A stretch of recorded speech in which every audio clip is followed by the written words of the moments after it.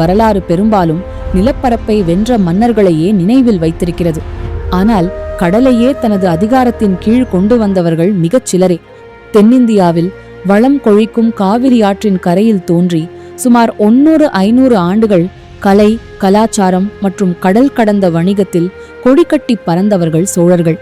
இவர்கள் வெறும் மன்னர்கள் மட்டுமல்ல, தஞ்சாவூர் முதல் இந்தோனேஷியா வரை ஒரு பொற்காலத்தை உருவாக்கிய சிற்பிகள்.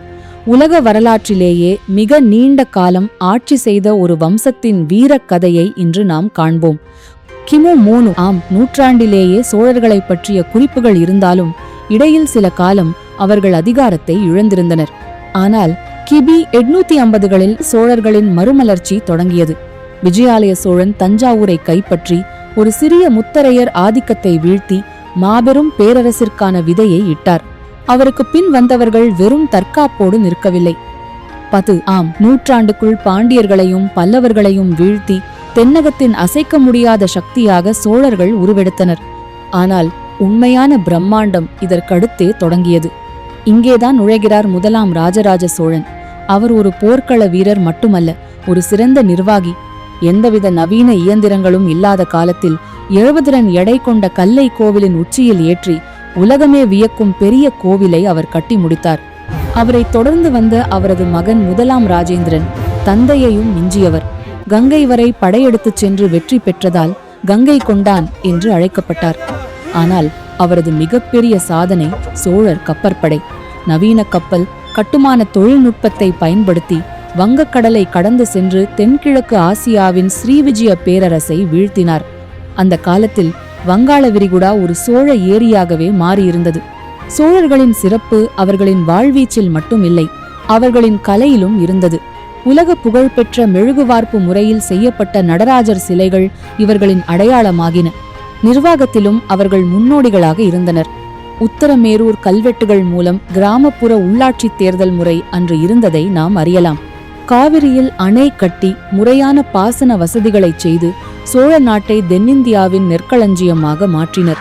உச்சத்திலிருக்கும் சூரியனும் மறைந்தே ஆக வேண்டும். 13ஆம் நூற்றாண்டில் வாரிசு போராட்டங்கள் மற்றும் பாண்டியர்களின் மீண்டும் ஒரு எழுச்சியால் சோழ பேரரசு மெல்ல மெல்ல வலிமை இழந்தது. மேற்கே ஹொய்சாளர்கள் மற்றும் வடக்கே தில்லி சுல்தான்களின் படையெடுப்புகள் சோழர்களின் அதிகாரத்திற்கு முற்றுப்புள்ளி வைத்தன. கிபி 1279 இல் 3ஆம் ராஜேந்திர சோழனுடன் அந்த மாபெரும் சூரியன் மறைந்தது.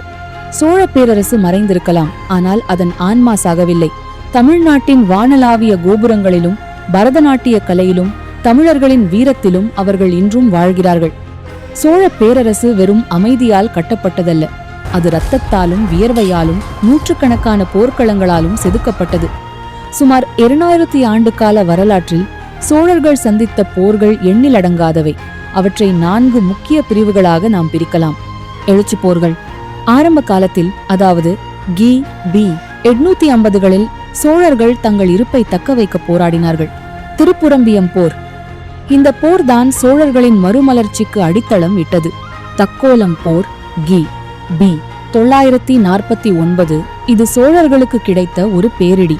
ராஷ்டிரகூடர்களுடனான இந்த போரில் சோழ இளவரசர் ராஜாதித்தன் கொல்லப்பட்டார். இந்த பின்னடைவிலிருந்து மீண்டு வர சோழர்களுக்கு 30 ஆண்டுகளானது. பேரரசு விரிவாக்கப் போர்கள். ராஜராஜன் மற்றும் ராஜேந்திர சோழன் காலத்தில் சோழர் படை ஒரு வெல்ல முடியாத இயந்திரமாக மாறியது. காந்தளூர் சாலை.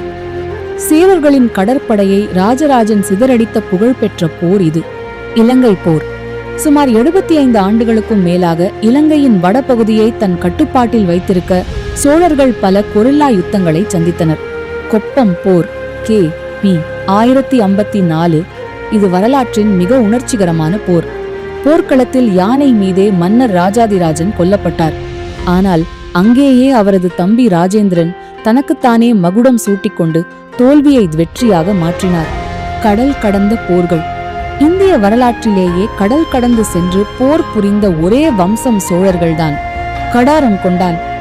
முதலாம் ராஜேந்திர சோழன் தனது பிரம்மாண்ட கப்பற்படையை கொண்டு இன்றைய இந்தோனேஷியா மற்றும் மலேசியாவின் ஸ்ரீவிஜய பேரரசை தாக்கினார்.